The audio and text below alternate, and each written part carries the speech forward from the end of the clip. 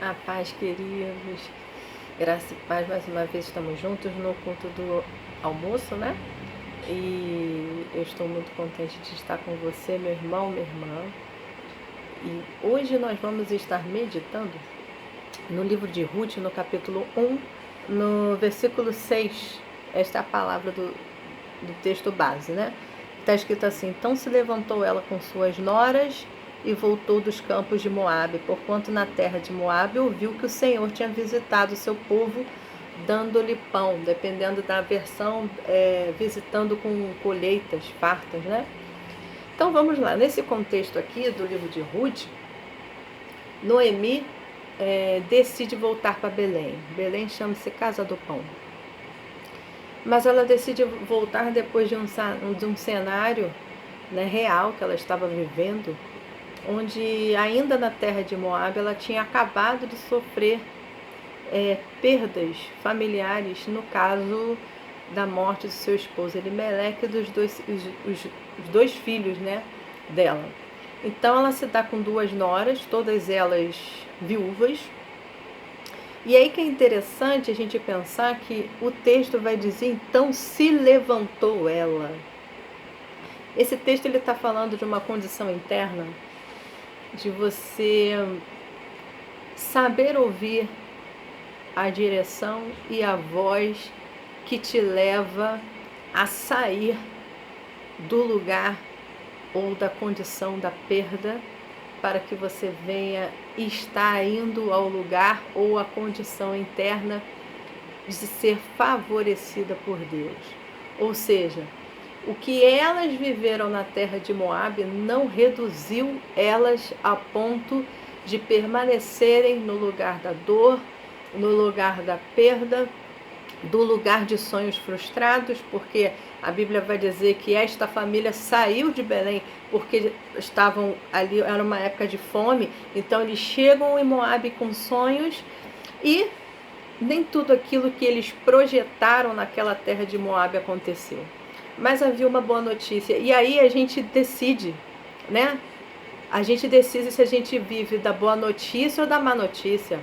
Se a gente vai manter o foco na perda ou se a gente vai manter o foco naquilo que Deus está fazendo. Opa, Deus está visitando seu povo com colheitas? Então estou falando de uma atitude, né, que nos ensina até hoje a nos mover em direção à vida, nos mover em direção aonde Deus está se manifestando. Ou seja, a presença de Deus, ao lugar da colheita, ao lugar onde essa colheita primeiramente é espiritual. A gente está falando de um contexto aqui de colheita mesmo, de colheita de cevada, do trigo. Mas a gente pode entender que mesmo ela sendo viúva, ela decide retornar, né, a Belém numa perspectiva de estar olhando para aquilo que Deus está fazendo naquela nova terra. Então ela está deixando para trás, né, o tempo da dor, o tempo da frustração. E aí a gente para pensar, quantas pessoas fizeram negócios e investiram e no tempo da quarentena perderam? Frustração. Quantas pessoas não perderam realmente familiares, queridos, amigos? São perdas também, são perdas afetivas. Mas neste momento há uma direção a ser seguida através de uma notícia. Há uma boa notícia nesse período também. Deus continua sendo Deus. Deus continua suprindo o seu povo. Deus continua agindo com misericórdia. Ah, então é nisso que eu vou me apegar.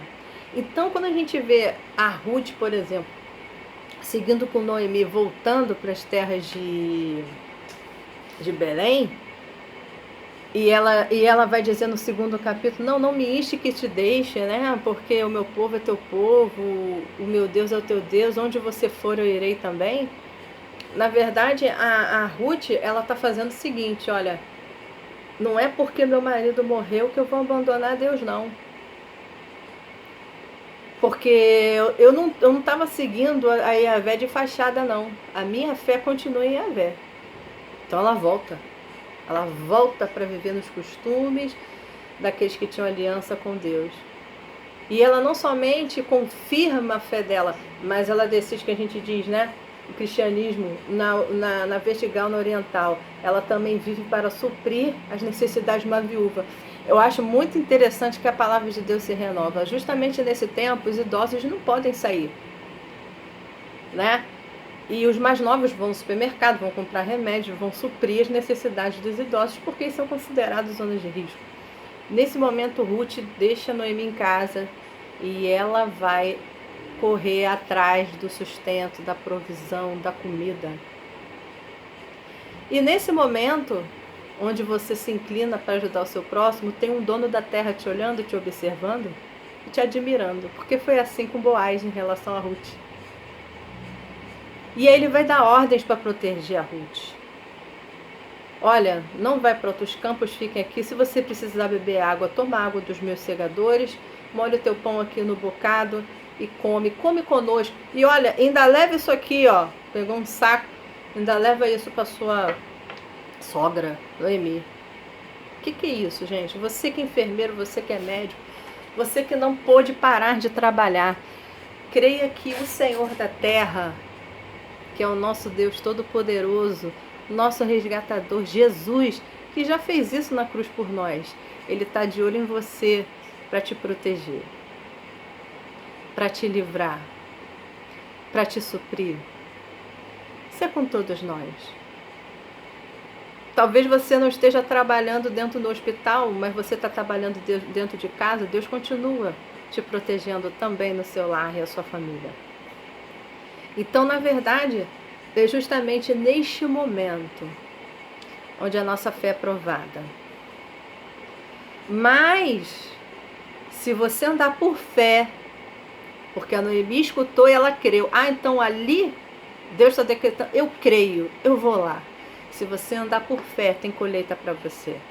E é justamente esse louvor que nós vamos cantar agora, rompendo em fé. Amém?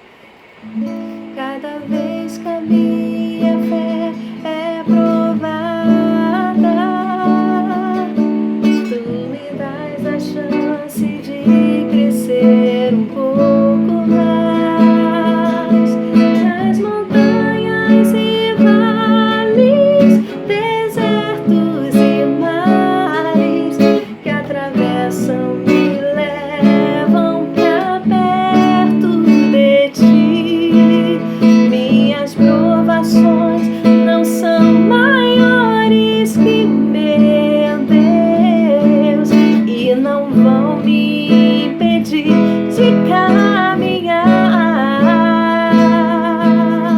Se diante de mim não se abrir o mar, Deus vai me fazer andar por sobre as águas, rompendo em fé.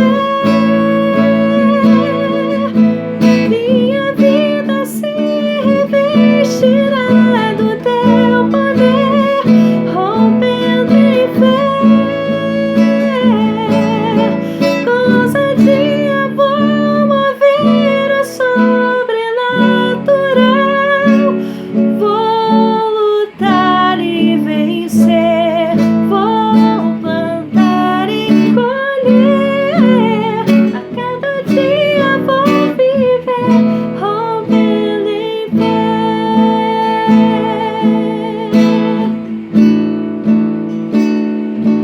Vou lutar e vencer, vou plantar e colher. A cada dia vou viver, rompendo em fé.